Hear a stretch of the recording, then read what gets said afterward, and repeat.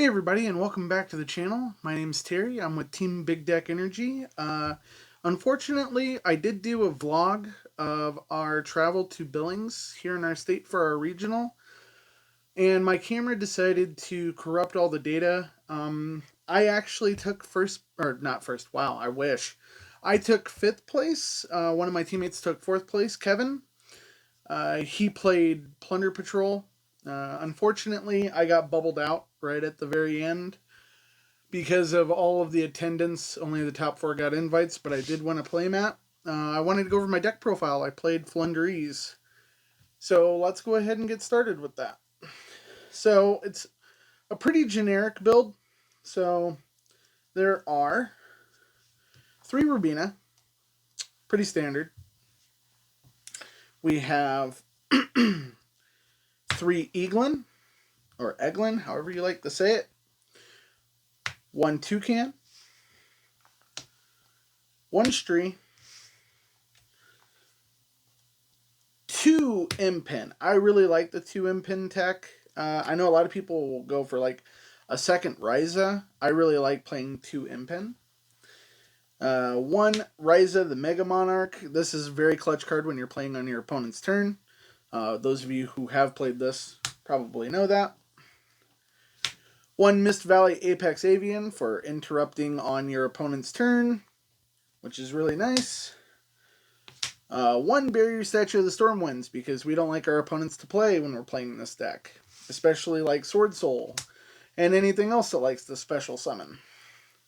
So that's pretty much the normal core, and actually there's some pretty normal stuff in here too. I play 1 DD Crow. I mean, not only is it a banish from the graveyard, but it's also a target for Advent of Adventure. I also play 3 Dimension Shifters.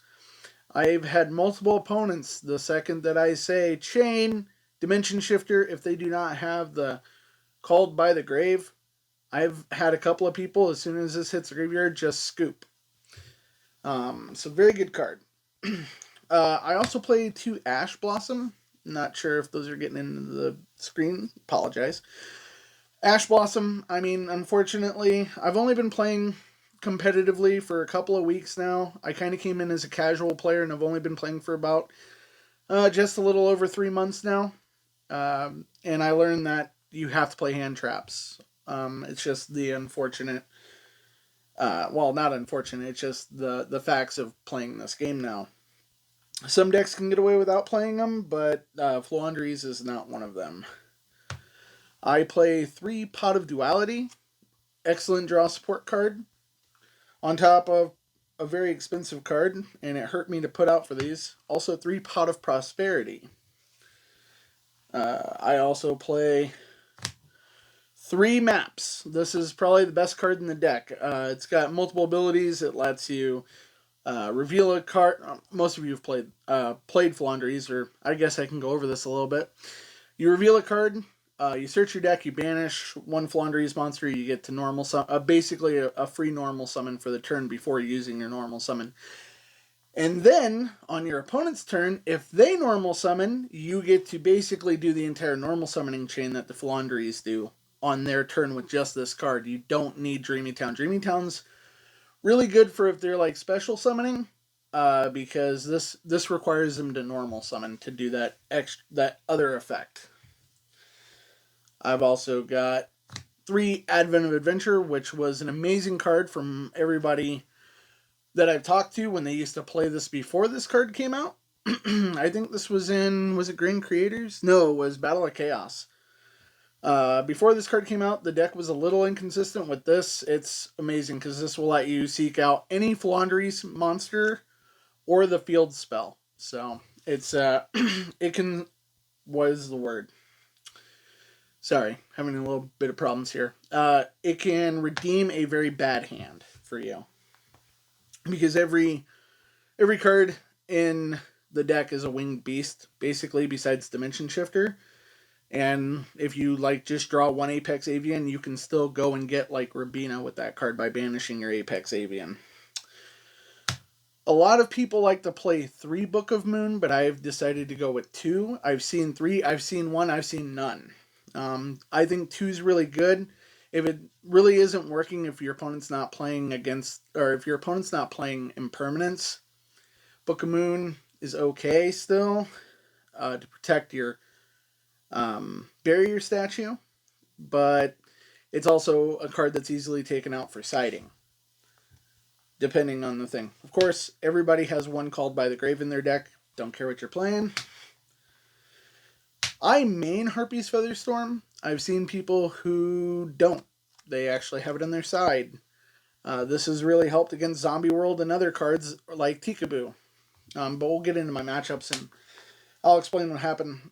One Floowandereeze in the Unexplored Winds. This is a very cool card because you put it, it's a continuous spell on the field, and now you contribute one of your monsters and one card your opponent controls. It doesn't even have to be a monster. You contribute a field spell, you contribute anything that's on the field to theirs to go ahead and tribute summon one of your bigger birds like Apex Avian. The one big rule with this is this does not trigger... this will not trigger Ryza's extra effects, from what I saw, if I remember right. Yeah, because you send, instead of tribute, you send one card, one monster you control and one card your opponent controls. So it's not actually a tribute summon as much as it's something a little more funky. I think they call it an inherit summon or something like that. I'm still, like I said, I'm still very new. One gold sarcophagus. It's really cool because if you don't have the map and you're stuck with like Eaglin or Stree or Toucan, this will let you at least banish a Rabina or an Eaglin or whatever you need to kind of combo off. Sometimes it doesn't work, but it actually has saved some games for me. One terraforming, because it lets me seek out the map. It also lets me seek out a couple of the other cards that I have in here as well. I also main one Elborz, the Sacred Lands of Samorg. What's really nice about this card is what happens a lot. Map gets negated and destroyed, and it kind of messes up your combo a little bit. But if you have a tribute summonable monster in your hand, like I don't know, we can go actually all three: Apex Avian, Ryza, and Empen. If it's in your hand, you can reveal it, and you can actually tribute summon. You can tribute summon them for 1 instead of 2, and it allows you to do an additional normal summon for the turn, so you can get that tribute summon in. Also, this card's really good against Virtual World, especially the ones who like to run the Math Mech Sigma Synchro Monster. This will let Impin be 3,000 or Ryza to be 3,100 to beat over Sigma. Because otherwise, if they stick Sigma to the board and you don't have this, that is very hard. I still haven't found a way to get rid of him with this deck besides that card. Then, of course... Oh, sorry. Jumped a little ahead there. One Mystic Mind mained. This is a really nice card to hide behind if you're going second. I had one really cheesy win where I decked my opponent out because he had no outs to this. And announced it to me, which was a little bad on his part, but it is what it is. So I went ahead and decked him out by just hiding behind that and not playing, which is kind of dumb, but it is what it is. Floowandereeze in the Dreaming Town. The one trap I have in the deck mainboarded. Impin basically seeks this out, and during the main phase, you can flip it over. You get a normal summon on your opponent's turn, which allows the birds to combo off by giving you more normal summons unless they interrupt it. And then it's really nice because once this resolves and it's in your graveyard, if you have Impin on the field, you banish this to protect your little castle, and you put all their cards in defense position. Of course, not link monsters because it can't go into defense position, as well as tokens. So it kind of has its limitations as well. It does say a level. If you tribute summon a level 7 or higher monster while this card is in your graveyard. So, yeah. Because once this goes off, it goes to the graveyard after you do your summon. And then, of course, if you can get to another level 7, you can banish that to do that effect. As far as side, I go with 3 Twin Twisters. I see a lot of people doing Cosmic Cyclone, I think it is. I decided against it and was actually talked out of it because a card that this deck really struggles with is Lancia. And if you're under Lancia's effect and they zombie world you, you can't Cosmic Cyclone that because you can't banish cards, so it's kind of a dead card. While this takes care of a lot of things. I mean, you do have to get rid of a card, which kind of sucks sometimes, but if you have like a dead D-shifter in your hand, easy choice. Other sideboard cards, I do 3 Lightning Storm, which is pretty standard. It's an even better Regeki in my opinion, but I do like Regeki as well, just not in this deck. 3 Dark Ruler No More. This card saved multiple games at this regional, and I think it's why I topped. But I'll go into that here in a minute. Most busted trap card in the deck, Harpy's Featherstorm. It is a very good going first card. Unfortunately, you can't guarantee your first match of the game is you going first. So that's why it's a sideboard card instead of a main board. But I've flipped this over and have just watched opponents go, this really sucks. So, yeah. And then my final 3 sideboards, 2 Anti-Spell Fragrance and a Dark Simorgh. Because it's another searchable winged beast, I can then Anti-Spell Fragrance and basically lock my opponent out of setting traps or playing spells at all. It's a really cool lock mechanic for this deck. Basically, my going... if at game 2 I go first, my sides are normally Harpy's Featherstorm at 3 and these 3. And hope to get this on the board without it getting Twin Twistered. Hasn't happened yet. I'm sure it will, and then I'll be very big sad. But yeah. And then for extra deck monsters. So I'm going to do this. Let's see. 1, 2, 3, 4, 5, 6, 7, 8, 9, 10, 11. 11. Let me count that again. 1, 2, 3, 4, 5, 6, 7, 8, 9, 10, 11, 12. Nope, 11. So those 11 cards, doesn't matter what they are. You can double up on some of these cards or even triple up depending. One of these cards I think is, one of them is limited, but the other ones you could put like 3 of each if you wanted to, but those really don't matter because this deck almost never goes into the extra deck. So, 1 Downard Magician, 1 Leerlusk symboled Nightingale, 1 Leerlusk Recital Starling, and 1 Divine Arsenal AA Zeus Sky Thunder. Basically what this is for, you can basically choose which one of these 2 you want to go into. It's normally this one. If you get Zombie World or Skill Drained, and you're just not able to combo off, the best thing to do is activate map, grab Rubina, put Rubina on, no effects. Hopefully you have a second bird in hand. Normal summon the bird. If Skill Drain's on the board, you don't have to worry about effects. If Zombie World's on the board, you just say it resolves without effects. And then, actually if you activate map, Zombie World. Zombie World turns to a zombie, so it doesn't matter. You normally go into this, you attack into your opponent, because I believe this one can attack directly.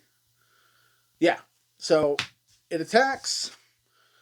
And since this battled, you go to main phase 2. Downard has an ability that allows you to basically just put her over top. So now you have 3.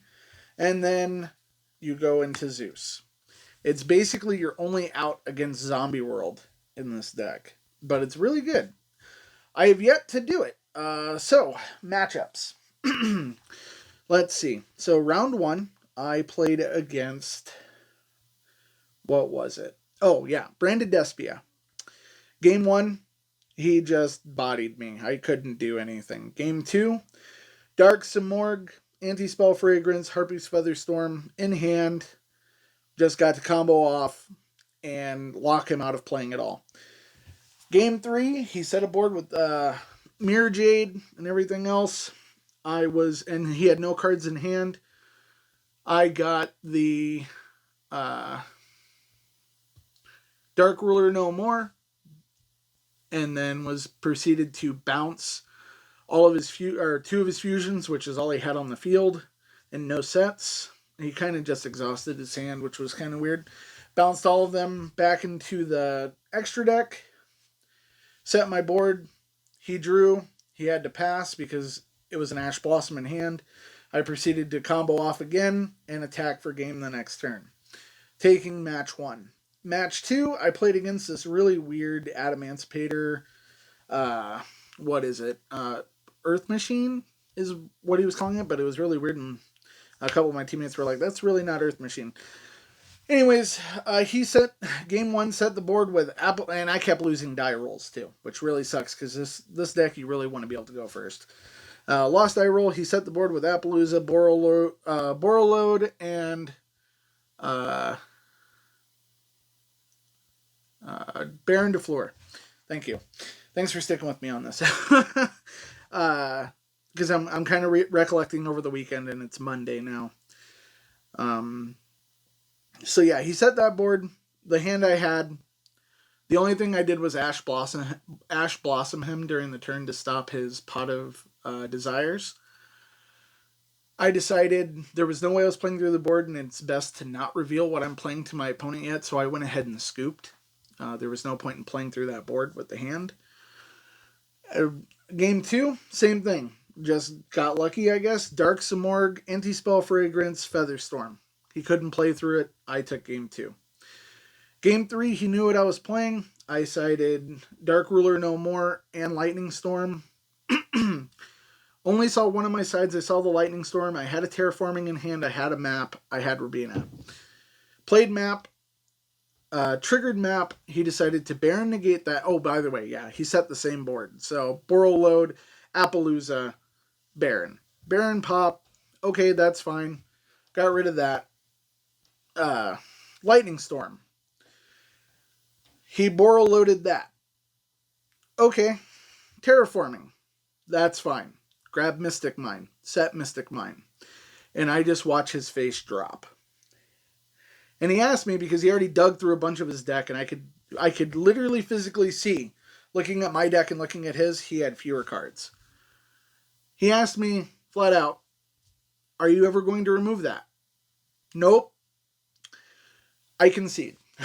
Because he was going to lose the deck out. Because he sided out all of his back row removal, because all the cards that he saw get played basically just played, and they were gone. The field spell he really wasn't too worried about because he had his negates.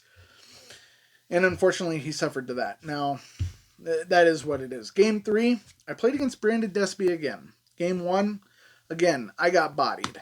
Game 2, same thing, Dark Simorg. Like, it was really funny. All my game 2s were like that. Where I just went with Dark Simorg, Anti-Spell Fragrance, Featherstorm. Actually, I don't think I had Featherstorm that time, but he just could not play. Because there's, branded fusion and branded opening and all that stuff. And then, of course, on his turn, as soon as he normal summoned, I put up Barrier Statue and everything else, so he wasn't able to fusion summon off of, like, a Luber or anything.